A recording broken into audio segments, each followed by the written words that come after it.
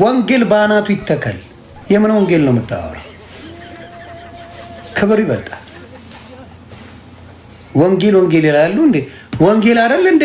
ስለያዝኩኝ ማንም እየመጣ የሚጨፍርብኝ ቀቅላችሁ ብሉት። ወንጌል ምን አባቱ ያደርግልኛል? በክብር ያልደራደርም እኔ።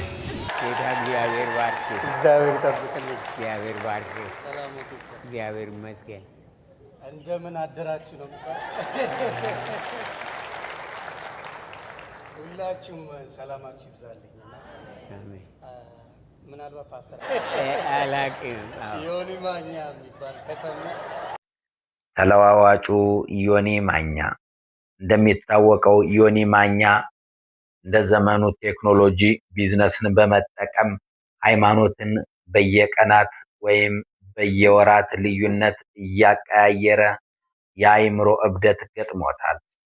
ያ ማለት በቅርብ ወራት ሃይማኖቱን ወደ ፕሮቴስታንት ተቀላቅሎ ነበር። ነገር ግን አሁን ስለሚማሩበት ወንጌል ባናቱ ይዘቅዘቅ በማለት ትችትን እያቀረበ ይገኛል። ዮናስ ዋያው ለምን መሰለ ወደ ጴንጤነት ሲሄድ ነግሬያችሁ ነበር። አጋድሞ ሲጠምቁት እኔ አልነገርኳችሁም? የዚህ አይነት እንደውም እሱ እኮ የተጣላኝ ብሎክ የተደራረግ ነው። እነ ተሙን ተናገርክ ብሎ ነው። አታስታውስም?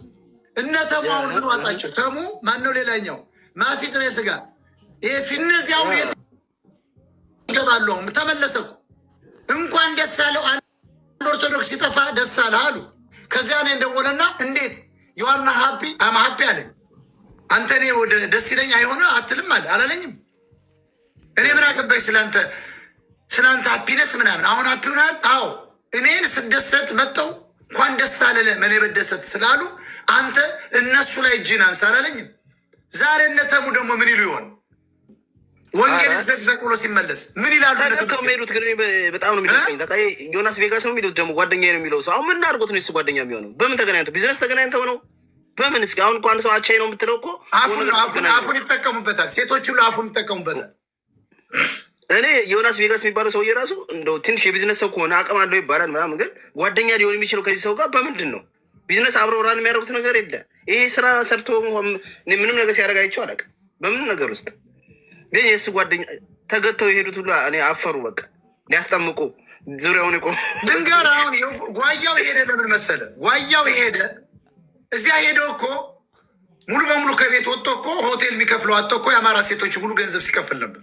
ይሄን ደግሞ በመረጃ አቀርበዋለሁ። አንላቀቅም እስካላቆመ ድረስ ለእኔ እየዞረ ሴቶችን ወንዶችን ከመቀስቀሱን እስካላቆመ ድረስ አጋልጠዋል። ሴቶችም ትጋለጣለች። ባይዘ ይሄ ሰውዬ እኮ ገንዘብ ስጡኝ እያለ እየቀፈለ እያስፈራራ ሲበላ ነበር የከረሙ። አሁን ሲያዩ ጴንጤ ጋር 5 ሳንቲም የለም። አንድ አንበሳ ተስፋ ቆረጠ። አሁን ወንጌል ባናቱ ይዘግዘግ ብሎ ኦርቶዶክስ ሆናለሁ ይመጣል። ምን ኦርቶዶክስ የለም እንደ አንዱ ትግሬ አሽቃባጭ አዶና ማለት የእግዚአብሔር ስም ነው። አዶማ የሚለው ሰማችሁ? ሁልጊዜ እግዚአብሔርን ካፏ አየው። ፕሮፓጋንዳ ሲሰራ እኮ ነው። ያንን ግን ቄስ አዶናይ 4ኛ ክፍል ላይ ሳይሰማው ቀርቶ አይደለም። ምን ያህል መለኩሴ አይታል። አማራ ሲጨፈጨፍ ፋኖን የጨፈጨፋቸው ብሎ መጡ እኮ መለኩሴ እኮ ነው። አሁን ያ እንደምን አላችሁ ምዕመናን፣ አዶናይ ማለት የእግዚአብሔር ስም ነው። አያችሁ፣ አዶናይ የሚባለው ሲያስተዋውቀው ነው ትግሬ ለትግሬ አዶናይ የሚባለው ቅስቀሳ መሆኑ ነው። አያችሁ፣ እግዚአብሔር ከምላስ አይጠፋም አለ። እግዚአብሔር በማይረቡና በሚረቡ ሰዎች ላይ ምዕራፍ ታላቅነቱን ኃያልነቱን ይገልጻል። ተመልከት። አዶናይ ግን በ4ኛ ክፍል ሌላውን ቶ ዲያስፖራውን ተቸገርኩ ብሎ $65,000 አካባቢ ወስዶ ፋራ ያለ ነው። ይሄን ግን ያቄስ ሳይሰማ ቀርቶ እንዳይመስል ሰምቶታል። ሌባ ነው መለኩሴው፣ ቄሱ ሌባ ነው፣ ፓስተሩ ሌባ ነው። እነ ዮናስ መጫወቻ አረጉት። ስምህ አዶናይ ነው ብለኛል። የስምህን ትርጉም ታውቃል? አይሁዳውያን እግዚአብሔርን የሚጠሩት አዶናይ ይሉታል። አዶናይ ማለት በአማርኛ ጌታ ወይም የሁሉ ኃይል ባለቤት ማለት ነው። በእንግሊዝኛ ደግሞ ማይ ሎርድ ይሉታል። የሁሉ ኃይል ባለቤት የሆነውን እግዚአብሔርን መውደድ መከተል። ምን አለ ዮኒ ምን አለ? እኔን ስታይሌን የሚነቃብኝ የሚገርም ራሱ በራሱ አንደበት ነው። ሰው ስለሚረሳ ነው። ስታይሌን የሚነቃብኝ ሞጣ ነው አለ። ባለፈው ሂድዋል ይመቸው ይመጣል አላልከው? ተመልከቱ። ይህ እንግዲህ አሁን ሰው እኔ ሪከርድ ጓደኛው እንደወጡ ነው ፖስተው ይመለሳል ያልኩት ጊዜ ነው እንደዚህ ያለ ዮናስ ሊያልበው ነው የሄደ። ትንሽ ቆየት አድርጎ ለስላሳ አድርጎ ርቦት ነው ይመለሳል ጓደኛ ፖስተዋለሁ። ከዛ ምን አለ መሰለህ ልክ እንደሱ ስትለው ሳያስበው እኔን በቃ የሚስማመኝና የሚነቃብኝ ሞጣ ነው ብሎ ቁጭ አለ። እኔ ግን አጋጣሚ ለቀማሪ አውቃለሁ። እኔን ታስታውሳለህ? ከዩቲዩብ ጀምሮ እኔን ለማጥፋት ምን ያህል እንደሰራ ታስታውሳለህ? እኔን እኮ ተሳዳቢ ያስባልትን እንዴት መኮንን ሞረዳን ትረሳዋለህ? መኮንን ሞረዳ እኮ ግራ ቂጡን ይዞ ያስጠመቀ ግለሰብ ነው።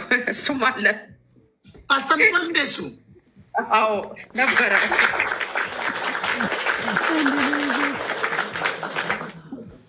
እና መኮንን ሞረዳ ጥሬ ስጋ ማፊ ጥሬ ስጋ ተሙ ደግሞ ማነው ሌላው ያ ዮናስ ግሌ ቬጋስ የሚባለው እና ብርቱካን ነብይት ብርቱካንን አረስታችኋል። ይሄም ፌር አይደለም። እሷን ማስታወሳል።